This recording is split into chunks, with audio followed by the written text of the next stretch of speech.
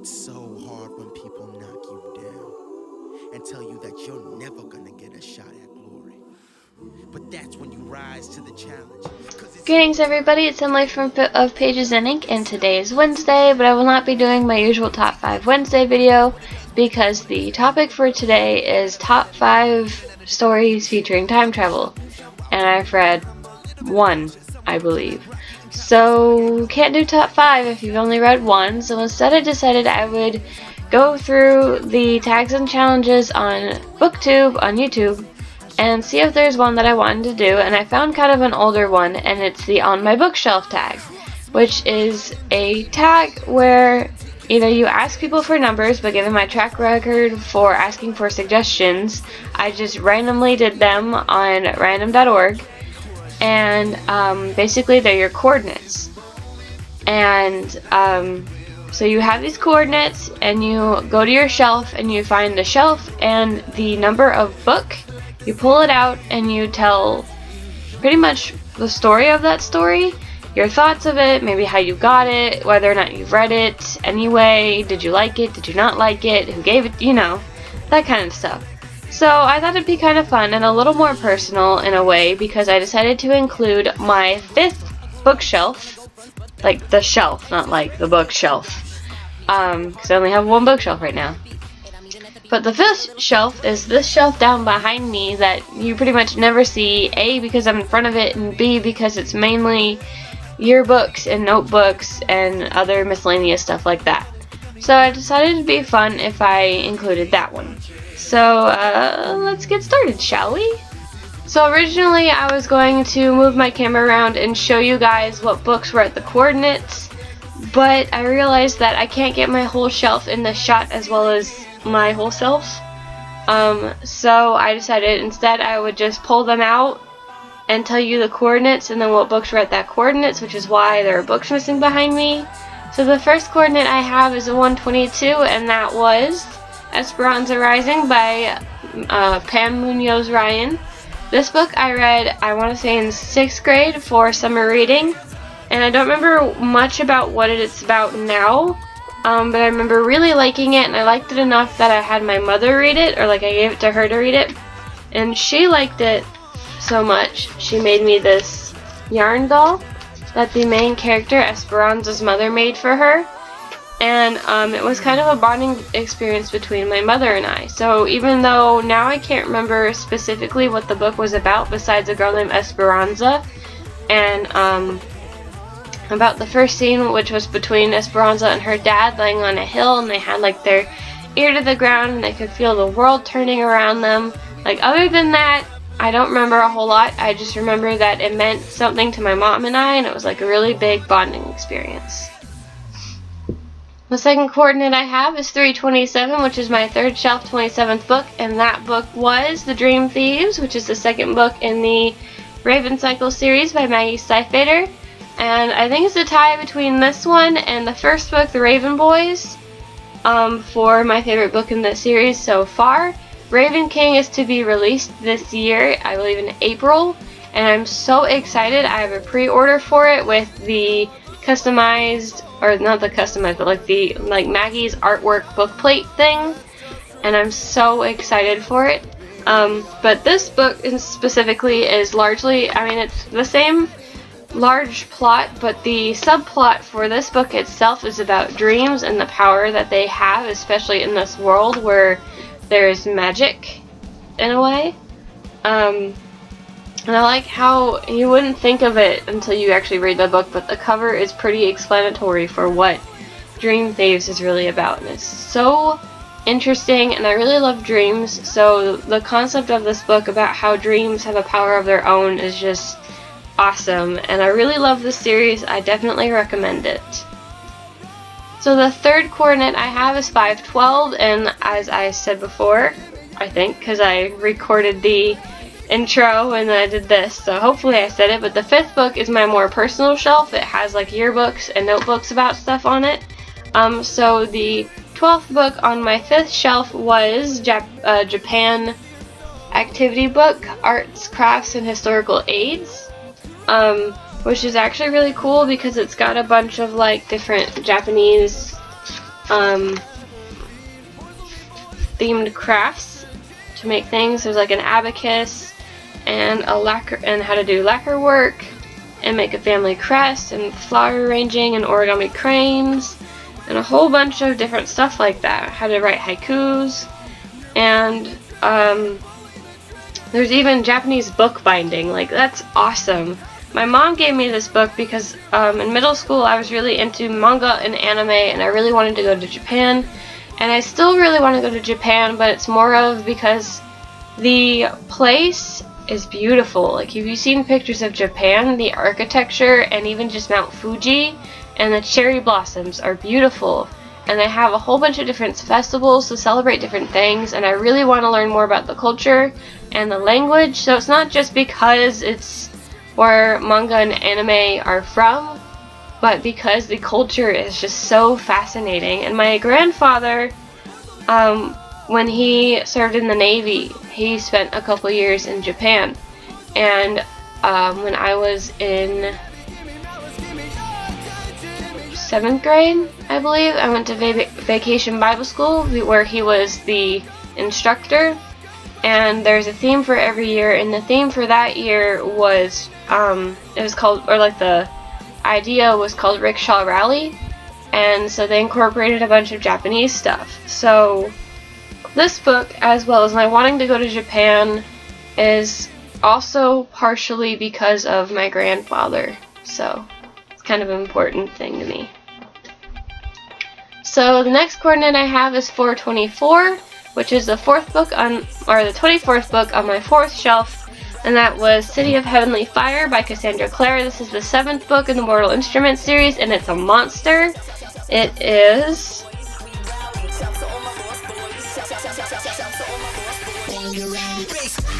725 pages long.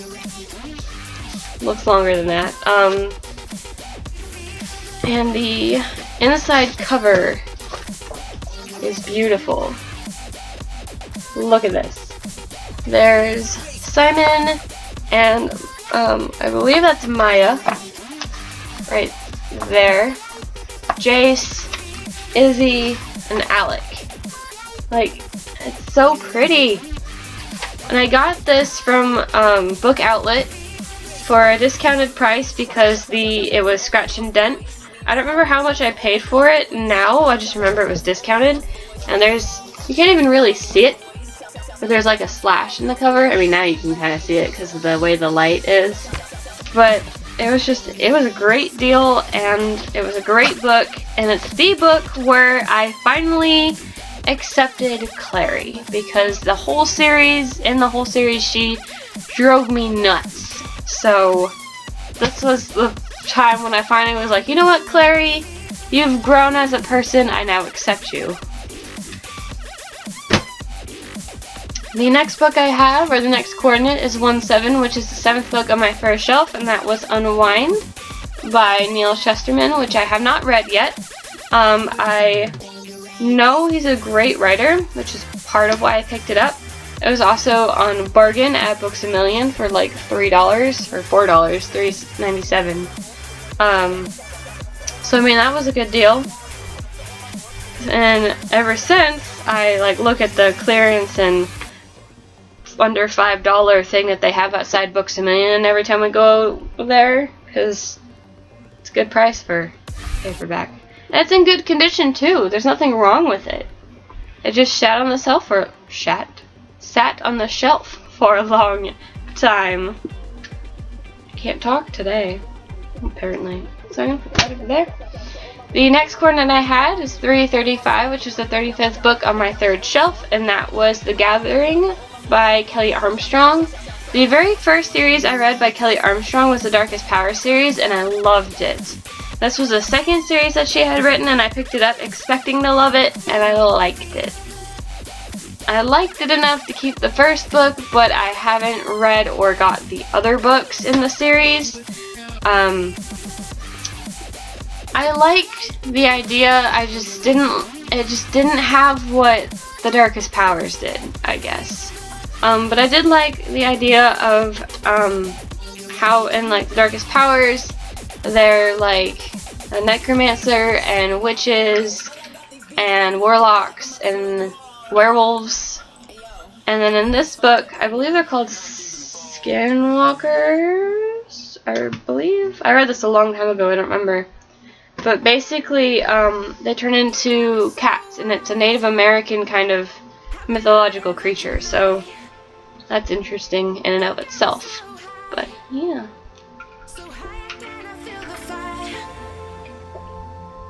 I'm thirsty. This is your reminder to drink something today, just so you know. The next one I have is 328, I believe, and that is this one. This is my favorite one. This is 9th Grade Slays. This is the second book in the Chronicles of Vladimir Todd series, and it's my favorite one.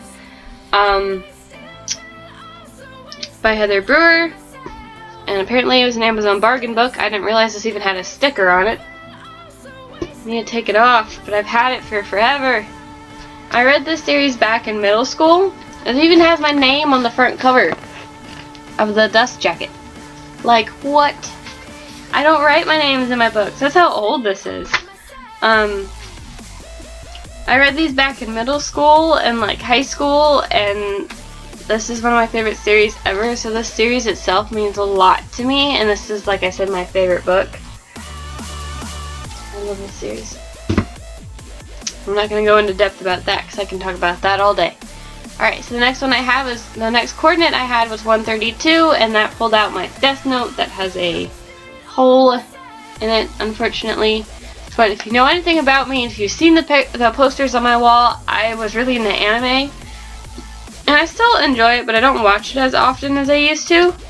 But there's an anime called Death Note, and this is the Death Note from Death Note, and it has all the rules that come with the Death Note. And I also have signatures in my Death Note, or actually really just one. I thought I had two. But I was a voice actor that my friend Matt had gotten me a signature for. And I don't remember which one it was. But it says, "For Emily, please don't kill me," and then it has her signature, and it says, "Death by Kittens." Yeah, I think he was, I want to say he was the voice actor of Roy Mustang from Fullmetal Alchemist. So the next book I have was 125, and that is The Bell Jar by Sylvia Plath. If you know nothing about Sylvia Plath, I believe she had struggled with, I believe, depression, possibly. And from what I know, she committed suicide by like putting her head in the oven, and it was like a gas oven, I believe. But this book is about a woman who kind of slowly loses her mind in a way. She like slowly dives into madness. And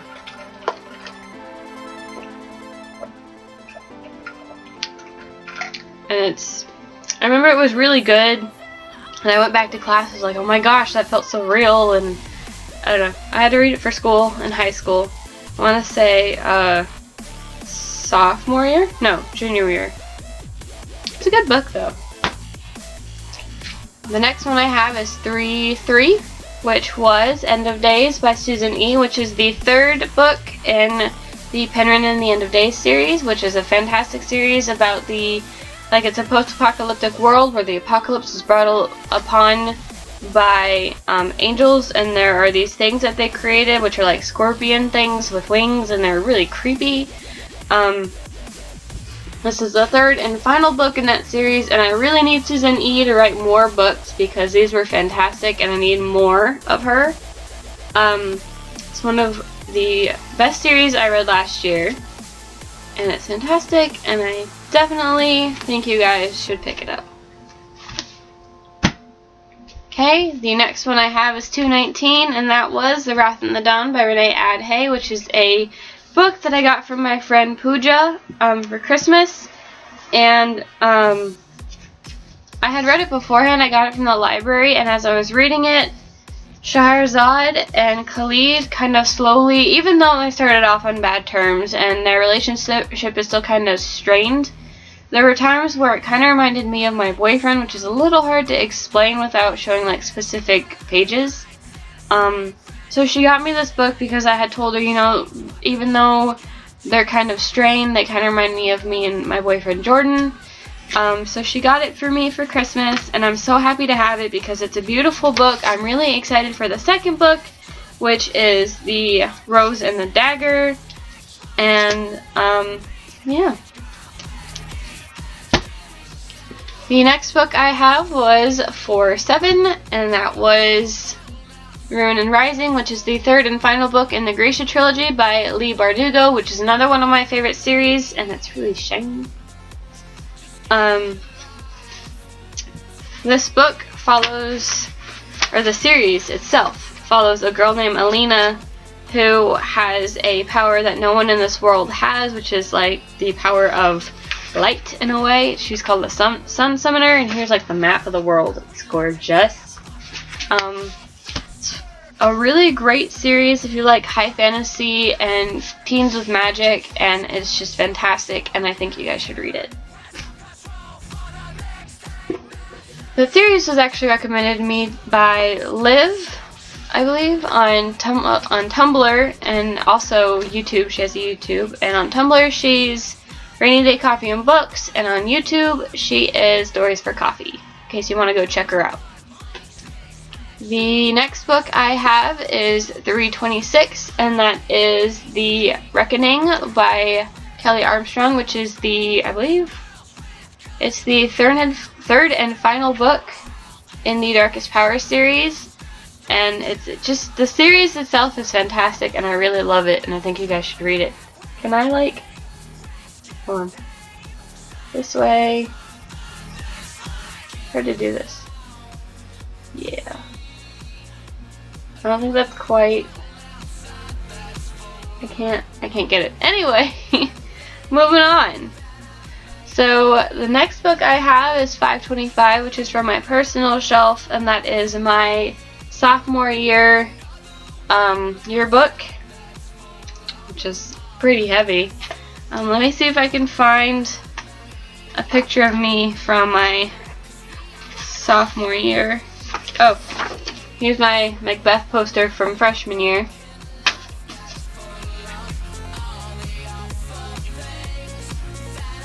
Let me see if I can find myself.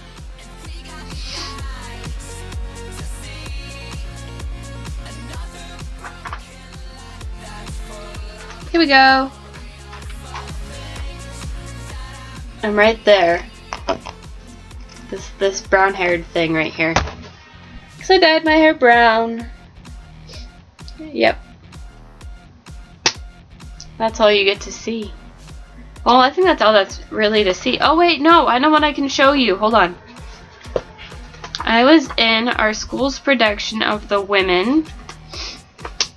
So I can show you that because that's exciting. I just thought, where'd it go? Here we go. Okay. It's me right there in the red skirt. Right in the middle. You can't even really see the skirt. Right here. That's me. I was a sophomore in high school. Alright, the very last book I have is 130, and that was Amulet by Kazu Kibuishi, which is a book about a girl and her brother who go after her mother, who's been kidnapped by this weird magical creature that kind of lives in their basement in a way. Like, there's a doorway in their basement that leads to this weird magical world where she meets her great-grandfather, I believe, and tries to save her mother, and yeah. Art's really dark, but really pretty and good. Alright, that is my bookshelf on my shelf tag thing. I am going to be doing another video in a little bit that was suggested to me by an Anon on Tumblr, and the original premise was a good one, but when I looked at my bookshelf to do it, I realized that I needed to twist it a little bit, and I will explain that more in my next video. So I will see you guys then. Happy reading!